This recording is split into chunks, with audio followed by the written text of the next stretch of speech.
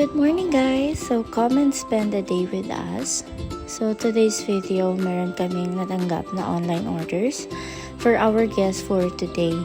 So it's 5 a.m. in the morning and nag-coffee lang kami and then naglista kung ano yung mga dapat naming bilhin since ang initial plan ng client is for Boodle Fight. So ayun, onting chika lang kami and finalize ng list. So for today's video guys, it's 5:48 a.m. and magpe-prepare kami ng para sa aming racket. So, meron kaming orders mamaya for our guests and mamamalengke na kami ngayon.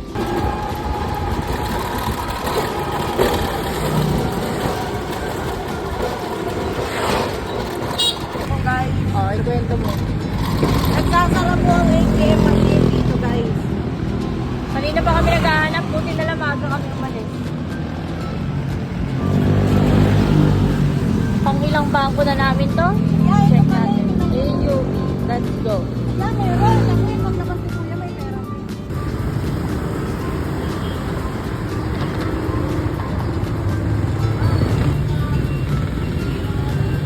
Yan guys, bibili siya ng itlog na maalat.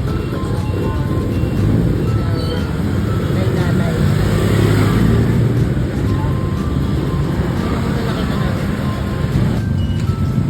Yan guys, bibili naman siya ngayon. Pang adobo.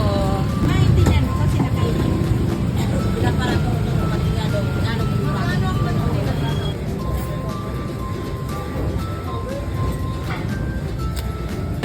hirapan kumanggap ng pera. Kahit anong gawin sa pera natin, talagang magagaling ang Pilipino sa atin. Isipin mo, magkano isang kaba? 1, 2. Magkano yung susukli mo? Diba?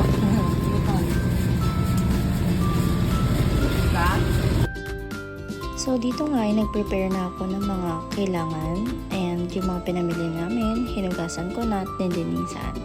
So yung tilapia is for fry, tapos yung liempo is for barbecue, and then yung chicken naman na binili namin is for adobo. So other than that, meron mga hotdog, spam, mga talong at okra na for boiled and for fried din para isama as added menu dun sa Boodle Fight nila.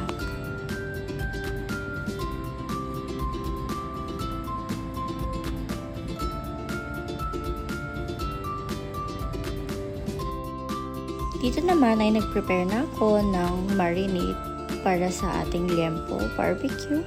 So, ayan lang yung mga nilagay ko. Actually, hindi ko nilagay. Nilagyan ko siya ng paminta and onting asin para mag-balance yung lasa nila. Naghiwa din ako ng enough na kalamansi para sa halos 4 na kilo na liempo and then maraming bawang. Kasi, ang secret sa marinade para masarap siya is maraming bawang since ito yung magpapalasa sa kanya. At pangtanggal lansa na rin.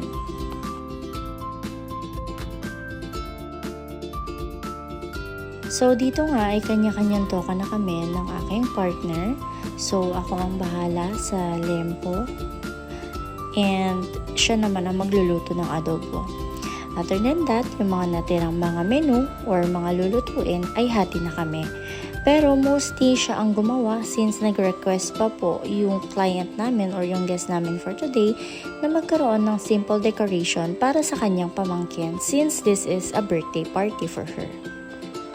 So, niready ko na rin pala yung mga chicken pang adobo ng partner ko para naman mamaya naka-ready na yung mga lulutuin niya at hindi na siya mahirapan pa.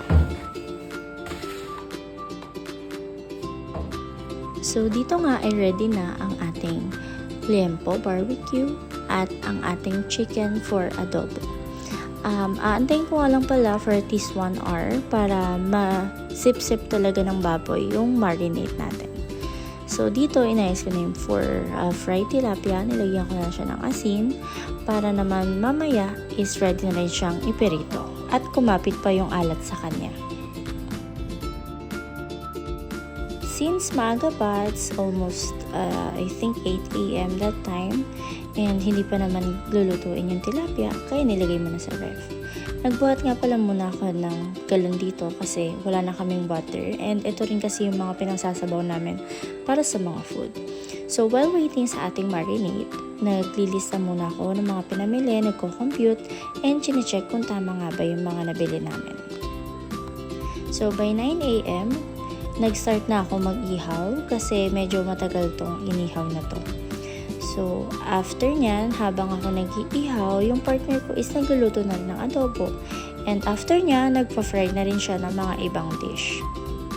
So kami naman ng partner ko is talaga nagtutulungan sa gawain dito. And ito yung mga ginawa ko pa. After ko mag-ihaw, ako ay nag-prepare pa ng mga ganyang design. So as per request ng ating client. Ito nga pala yung mga dish na naluto.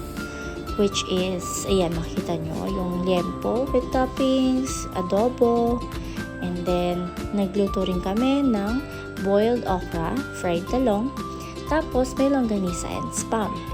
Aside from that, meron tayong mga pepino at kamatis para if ever na gusto nilang papakin ay pwedeng-pwede.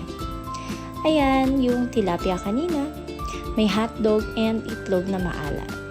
So, yun lang. It was a successful day. Thank you so much and have a blessed day.